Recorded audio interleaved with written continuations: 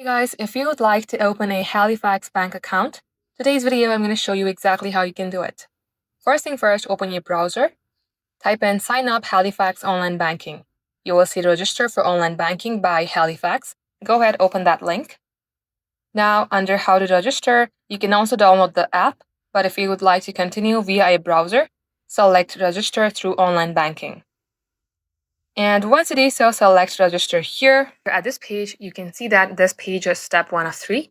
First of all, type in your first name, then your last name, and then your date of birth. As you can see that I've already filled out my information.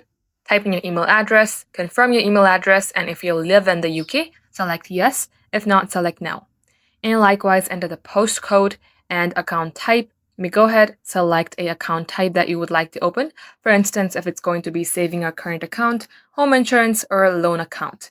Once you do so, type in your policy number. You can easily find your policy document. It starts with this as it's given here. And once you do so, check this box and select continue.